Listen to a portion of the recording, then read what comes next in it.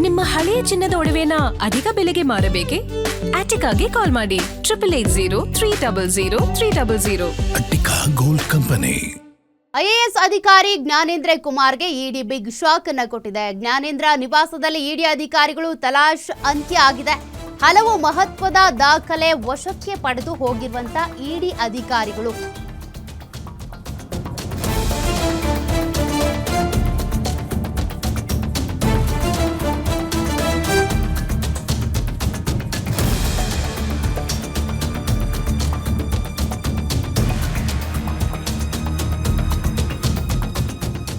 ಇಡಿ ಅಧಿಕಾರಿಗಳು ದಾಖಲೆಗಳನ್ನ ವಶಕ್ಕೆ ಪಡೆದ ನಂತರ ಅವರ ಮನೆಯಲ್ಲಿ ಅಥವಾ ಅವರ ನಿವಾಸಕ್ಕೆ ಒಂದು ನೋಟಿಸ್ ಅನ್ನ ಅಂಟಿಸಿ ಹೋಗಿದ್ದಾರೆ.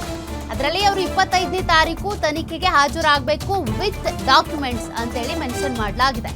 ನೋಟಿಸ್ ನಲ್ಲಿ ವಿಚಾರಣೆಗೆ ಹಾಜರಾಗುವಂತೆ ಇಡಿ ಅಧಿಕಾರಿಗಳು ನೋಟ್ ಹಾಕ್ಬಿಟ್ಟು ಹೋಗಿದ್ದಾರೆ.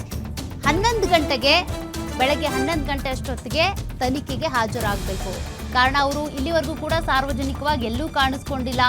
ಅವರ ತಂದೆಗೆ ಹೃದಯ ಸ್ತಂಭನ ಆಗಿದೆ ಅನ್ನುವಂಥ ಕಾರಣಕ್ಕೆ ಉತ್ತರ ಪ್ರದೇಶಕ್ಕೆ ಹೋಗಿದ್ದಾರೆ ಅನ್ನೋ ಮಾಹಿತಿ. 15 ದಿನಗಳ ಕಾಲ ರಜಾ ಪಡ್ಕೊಂಡು ಹೋಗಿದ್ದಾರಂತೆ ಐಎಎಸ್ ಅಧಿಕಾರಿ ಜ್ಞಾನೇಂದ್ರ ಕುಮಾರ್.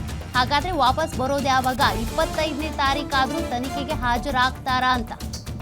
ನಾಳೆ ಬೆಳಗ್ಗೆ 11 ಗಂಟೆಗೆ. ಯಾಕೆಂದ್ರೆ ಅವರು ಉತ್ತರ ಪ್ರದೇಶದಲ್ಲಿರೋದು, ಅವರ ತಂದೆ ಹುಷಾರಿಲ್ಲ ಅನ್ನುವಂಥ ಕಾರಣಕ್ಕೆ 15 ದಿನ ರಜಾ ತೆಗೆದುಕೊಂಡು ಹೋಗಿರೋದಂತೆ. ಸರ್ಕಾರವೇ ರಿಲೀಸ್ ಮಾಡಿರುವಂತ ಲೆಟರ್ ಪ್ರಕಾರ 15 ದಿನ ರಜಾ ತೆಗೆದುಕೊಂಡು ಅವ್ರು ಹೋಗಿರೋದು, ಅನುಮತಿ ಪಡ್ಕೊಂಡು.